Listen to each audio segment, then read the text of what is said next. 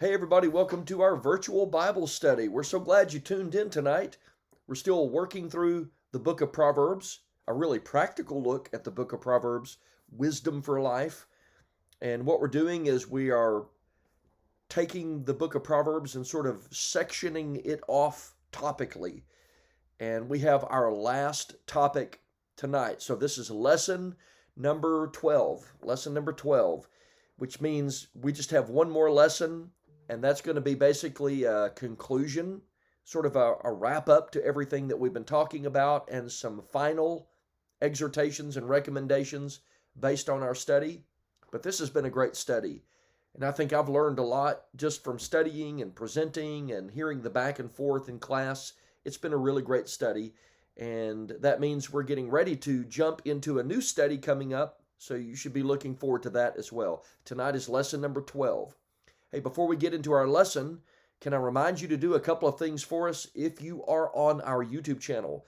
Go ahead and give us a thumbs up, but especially hit that subscribe button right below the video. It's usually in a red box. It'll say the word subscribe. Hit that button, and that means that you will never miss content from the North Hamilton Church of Christ. It also means that you are helping to boost our videos. It just means more views per video. And the more views we get per video, the more visible we become on YouTube. And of all the things on YouTube, we want truth to prevail. And we especially want God's truth, His Word, to be prominent, front and center on forums like YouTube. So please help us try to accomplish that by pushing these videos out front and center. Now, if you're on Facebook, share the video on your timeline. Yeah, give us a thumbs up. That's a quick counter for us. It helps us a lot. But the most important thing you can do on Facebook is to share it on your timeline so that everybody that's on your friends list can see the video. And so please help us to do that. Okay, let's get to our video, our lesson tonight. Lesson number 12, we are talking about a virtuous woman. And we saved this to the very end. It also happens to be the last chapter of Proverbs, Proverbs chapter 31. So tonight we're going to be centering our thoughts on verses 10 through verse 31, the very last part of that chapter, really the bulk of the chapter, where Solomon explores the virtuous woman. And so what's that all about? So we'll get to that shortly. Now, the way we do our videos is we follow the outline of our live in-person open discussion class. And what we do is we present a couple of questions. People take those questions home. They work through the text. They write down some notes. And when they come back in class, they're able to engage and discuss in class based on that. Well, we don't have that option here because this is a pre-recorded video. So we're not live, and I'm not taking live comments, although I wish we could do that. That'd be great if we could do that. What we do is present the questions, and then we go back through and discuss in this form to the best of our ability. So tonight we have two questions to get us through Proverbs 31. Here's the first question. Do you believe that culture has changed the way that it views women today? Is it different? And how? If you say yes, right, if you think that culture has changed in its view of women, how do you think the change has affected women? How's it affected their behavior, their mindset, attitudes, priorities, values, etc.? I would love to hear your thoughts on this because I do think that culture has changed in the way that it views women, and not always in the worst way, but I do think views have changed. And I do think there's been a lot of effect toward women and on women in the way culture now views women. Now, before we talk about the women, I do want to talk about the men, because I think some of what's happened in the area of women has been the result of the change in men, right? So as men have changed, women have changed too.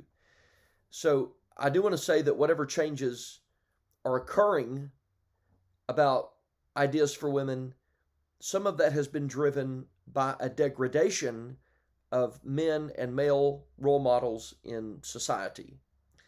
If you look at the history of America, just in an American context, because we live in America, but in an American context, America's history is one that is largely about courageous men. And we speak of the founding fathers. And, when we speak of the greatest generation, we're talking about the incredible courage of those men who went and fought in those world wars. And so men in the past were seen as virtuous and heroic and servants and sacrificial and hardworking with a lot of mental industry, and they were responsible. The ages past, that's how men were viewed. Now, there were always exceptions to that, and that's not to discount the many contributions that women made during those times too. It's not to say that women were not involved, because women had as much part in the accomplishment of those things. And for every great man, there's a great woman or many great women standing behind that great man. So we're saying there are exceptions to that, and it also includes the contributions of great women along the way. But men were different back then. You have to admit that they were. But men are different now, right? They're just much different now. And we've lost so much today of what used to define men in the past. Today, men are not hard, they're soft. And I don't mean in the sense of bodybuilding, right? Because there are probably many more people bodybuild today. I'm not talking about muscular strength. I'm talking about moral fiber, their ability to withstand hard times. Men are soft today. We're weak today. Men are irresponsible today. There's no endurance on the part of men today. The majority of men, obviously have exceptions, but the majority of men. There's just, again, no moral fiber or virtue in men today. In fact, almost 20 million children, almost 20 million kids in America, 1 in 4 would be the ballpark figure there, live in houses without a father figure, without a biological dad, without a stepdad, without some type of father figure in the household. Because in times past, that would not be. Men led the home. It's just not happening today. Something has happened to the male figure today. And on top of all of that, we've had radical political ideologies and radical social ideologies that have been battering at the male model and the male place. It's his position in society for a long time. The rise of feminism has cast a really dark shadow over manhood. And now we have men who think they're ladies, and they're gender confused, and they're lazy, and they have no work ethic today. We have essentially destroyed strong manhood in our culture. And so this world has gladly preached, as a result of that and contributing to that, to redefine womanhood today. And I think what we've ended up with are two extremes when it comes to womanhood, what a woman should be, what makes women great. One extreme is, I don't know any other way to say it, it's the Kardashian model of womanhood. It's it's to be this sort of like the Paris Hilton model of womanhood, where women are all about materialism and shopping and play and makeup and looks. And, there's that model. But the one that's really been preached is sort of the anti-man model, which is the women should be cutthroat and selfish, and they don't need men, and there's no need for marriage. You don't need that in your life. It hinders your progress in life. And so be unyielding.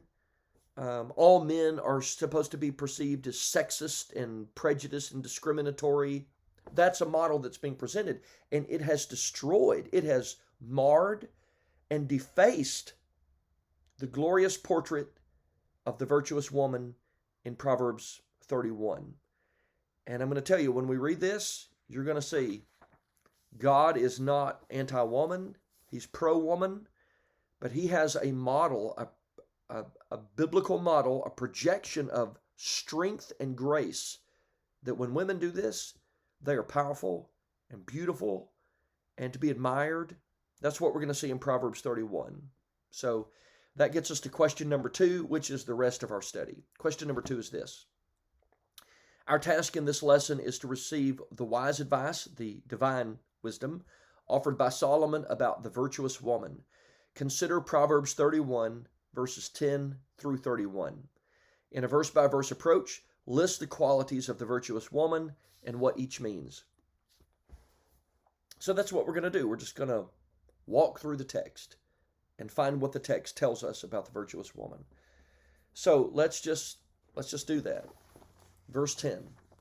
And I'll read the verses as we go. Verse 10. Who can find a virtuous woman?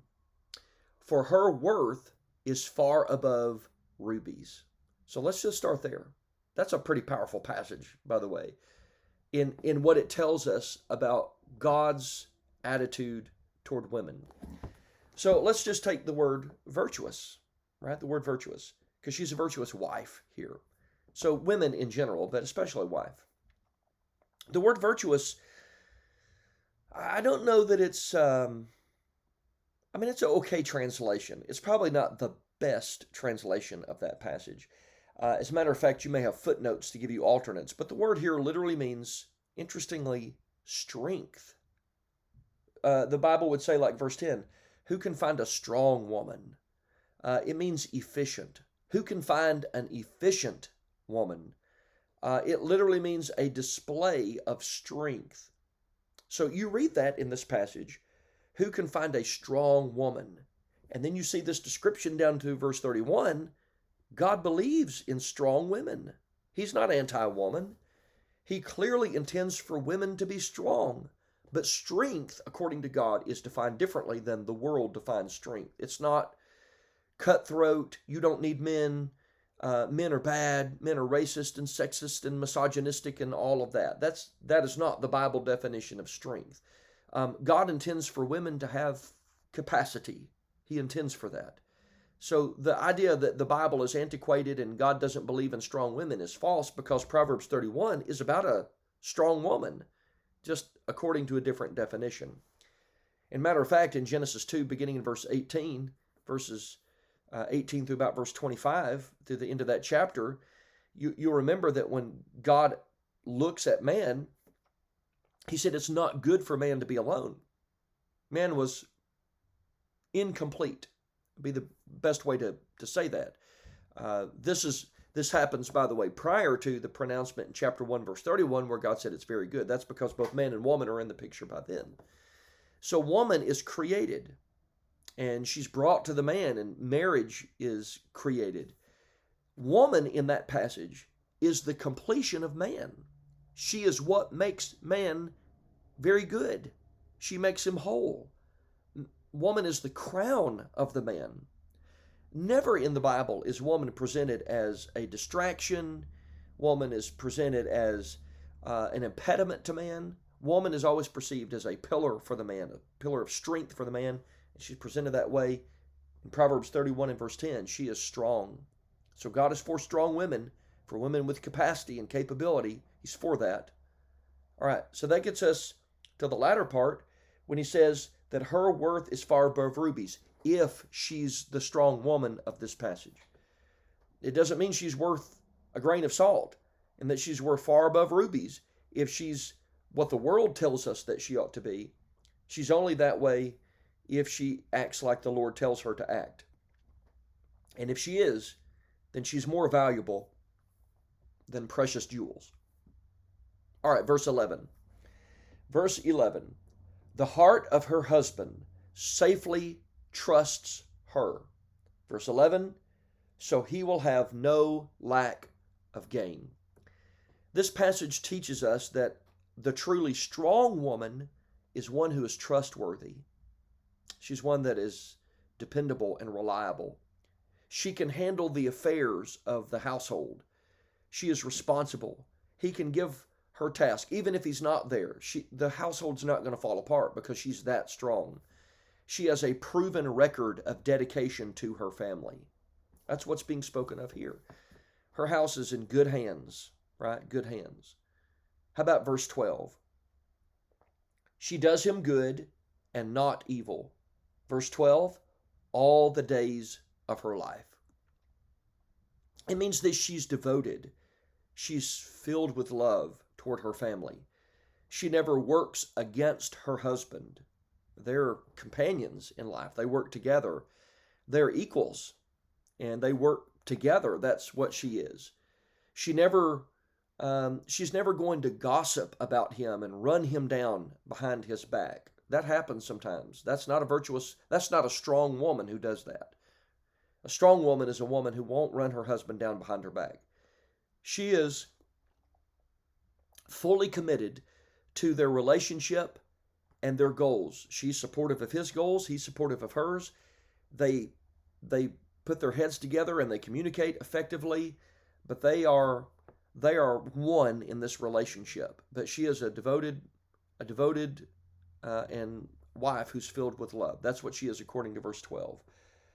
She does him good and not evil. She's not backstabbing. She's not going to run him down. She's going to support her husband. He's going to support her.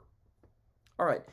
So what I've done on the next one is I've tried to group these together because they all deal with the same basic idea.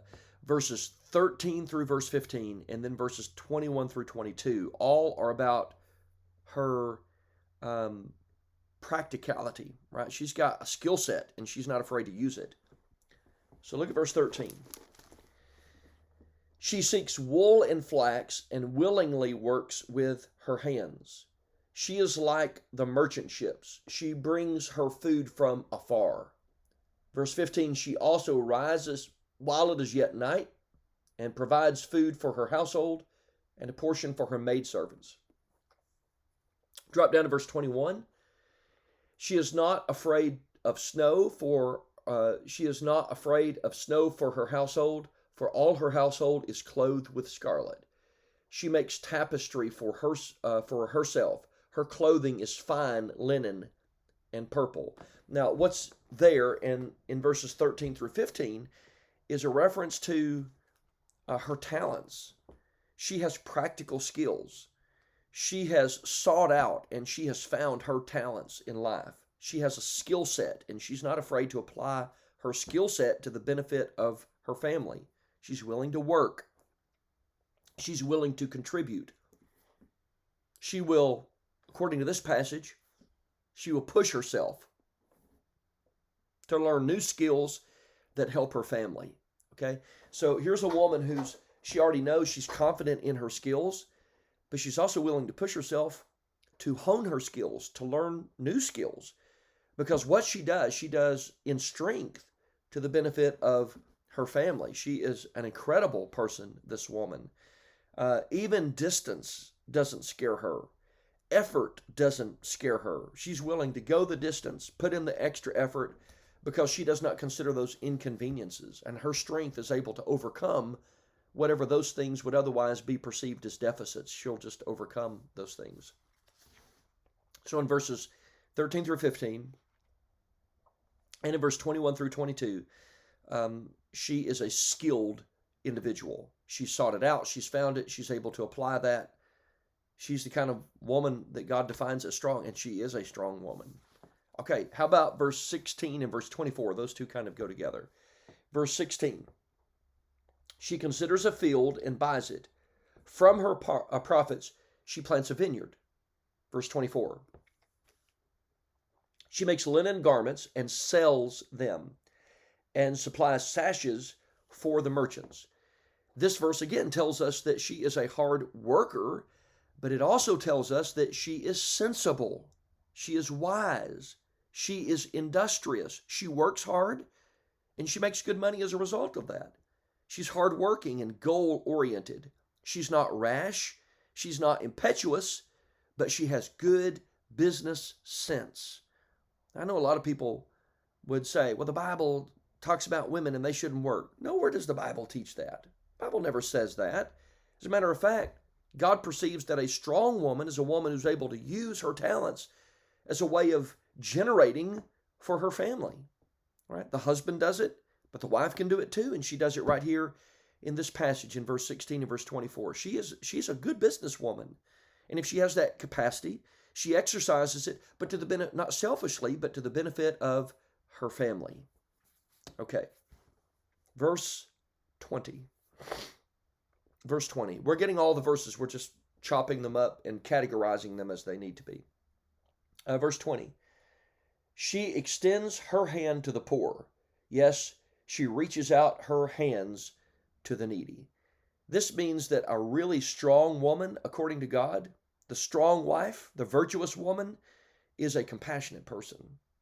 Our world teaches people to be hardened, right? To be unaffected by other people. We see their plight and we just, throw a hand up and we're like, I don't care. I've got my life. I'm in my lane. Don't you bother me. That's not strength according to God. And a really strong woman, a virtuous woman, is one that is compassionate. She's willing to offset the needs of other people that she sees struggling. She's actually touched by the burdens of other people. That's strength, right? That's strength. That's not weakness. It's strength. Because remember that strength is defined differently by God. All right, verse 25. Remember, we got a couple of the other verses in another point. Verse 25. Strength and honor are her clothing. She shall rejoice in time to come. It's sort of a reemphasis of the beginning point. She is strong in character. Character is what makes her strong. Not her muscle, not that she's able to become a CEO and fire 25,000 people and man, wasn't that savvy that she could do that. She's therefore strong. All right, business sense is that's a good thing, but here the idea is that she's strong because she has virtues, she has moral fiber, she has character. Her real covering is her strength of mind, her deep-seated spirituality. In the Bible, we're told that depth of mind and wisdom and spirituality and faithfulness, that's real strength to God. 1 Peter chapter 3, verses 1 through 7. How about verse 26? Verse 26, she opens her mouth with wisdom, and on her tongue is the law of kindness. So she controls her tongue. That's real strength, right? Real strength is not throwing out a bunch of zingers and being ugly and using pejorative language and being ugly in the way that you talk to people. That's not real strength. Real strength is controlling your speech. She's not a gossip. She's not a liar. She does not insult, right? If I'm reading this, it is hard to think, man, I really admire that woman. If that woman is a loudmouth, backstabbing, lying, foolish woman, uncontrolled speech, just says whatever to try to get people to be influenced by her, that's not strength. That's not a woman I respect, right? Any woman that fits that category is not a woman to be respected. The real woman to be respected would be those that control their speech, that aren't gossips, that aren't liars, that don't insult other people, right? And that may not be the world's standard, but the world doesn't define strength. God does, and he does it in this passage. And a real woman of strength controls her tongue. Verse 27, she watches over the ways of her household. Notice how she's always concerned. Verse 27, and does not eat the bread of idleness. That means she puts the needs of her family first. She's aware of what's going on in her family, right? She's not, she's not sort of isolated away from her family so that she doesn't know what's going on. She knows what's going on. She's very well aware. She's very involved in her family. She's not idle. She knows what her family needs, and she works to fill that need.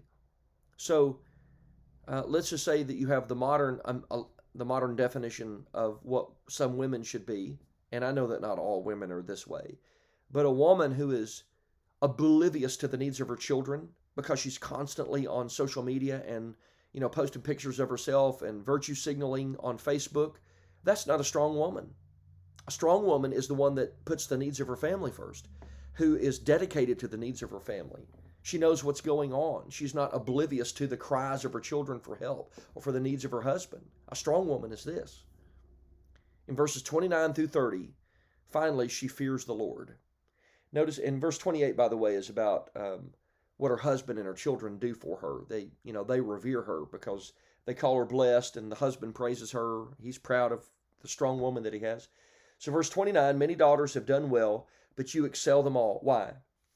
Charm is deceitful and beauty is passing. She knows that temporal things are just that. They're not real standards of success. But a woman who fears the Lord, she shall be praised. Give her the fruit of your hands. Let her own works praise her in the gates. Why? Because she's a God-fearing woman. That's what measures the success of this woman. That's her real worth and value. She knows that outward beauty is fleeting and temporary, but the heart that is full of love and spiritual depth is of great value to God. That's what makes her the special and unique and strong woman that she is. So I would say this: if you're a woman, I'd read Proverbs 31 very often. If you're a man, there's a lot of passages for you to read as well. But Proverbs 31 is almost that passage uniquely for women. And if you're a man, read this too. Because if you've got a woman who's like this, according to verse 28, you better praise her. You've got a good thing. You've got something more precious than rubies, according to verse 10. You've got a great thing if you've found a wife like this. And you need to talk her up. You need to tell people you got the best wife in the world if she fits these characteristics, because that's how God defines strength. You've got a strong woman, and you ought to be blessed by that and thankful for that. But if you're a woman and you're not these things and you want to be strong, quit listening to the world and start listening to God. He made you. He defines womanhood. He's pro-woman. He's pro-strong women. It's just that his definition of strength is different. So this is the virtuous woman. All right, so that leaves now a conclusion for us. What we're going to do is we're going to go back and we're maybe review just a tad, but in the sense of in the general context of Proverbs, what's he saying to us, and what should we take away from that? And we'll talk about some people that could really use the Proverbs today in our conclusion, and then we'll end it out. So be looking for that, and then we'll get into our next class. Really excited about our next class coming up for this video series. I think you'll enjoy it. I think it's going to be a great study. So just stay tuned for that. But thank you so much for tuning in. Really appreciate it. And I hope you always know I love you and God loves you even more than I do. Hope you'll take care. God bless you. And we'll see you next time. Bye-bye.